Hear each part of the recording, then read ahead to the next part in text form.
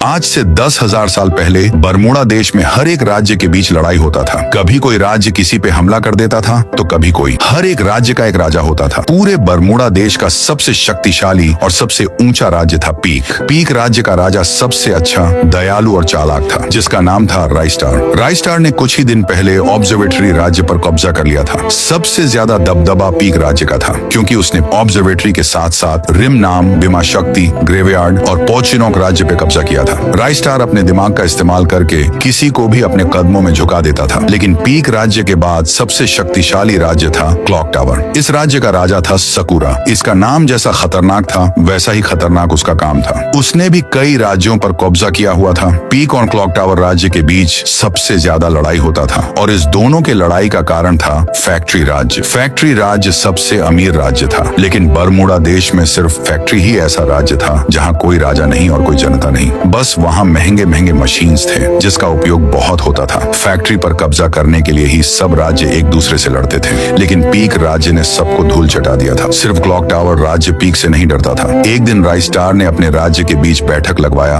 और सबको बोला, बस बहुत हुआ भाइयों, अब मैं आखिरी फैसला ले रहा हूँ, क्योंकि हमारे राज्य में और क्लॉक टावर राज्य में बहुत सालों से फैक्ट्री राज्य के लिए लड़ाई होती आ रही है। अब हमको फैक्ट्री पर आज ही कब्जा करना होगा। सभी गाँव वाले राइस्टार के फैसले के लिए जान भी हाजिर रखते थे। सब लोग उनके फैसले से खुश थे, लेकिन राइस्टार का सेनापति बोला, महाराज आपका ये फैसला बहुत अच्छा है, लेकिन इस जंग में हमारे बहुत से सैनिक मारे जाएंगे। राइस्टार ने बोला, मैं ऐसा नहीं हूँ सेनापति, मैं किसी राज्य पे कब्जा करने के लालच में अपने राज्य के लोगों को मरता हुआ नहीं देख सकता। हम लोग रात को हमला करेंगे जब वहाँ कोई नहीं रहेगा। सब लोग महाराज राइस्टार का आज्ञा माने। उसी रात बरमूडा देश में एक और जंग होने जा रही थी। पीक राज्य के सैनिक ने रात में 3 बजे फैक्ट्री पर घुसकर अपना झंडा लहरा दिया।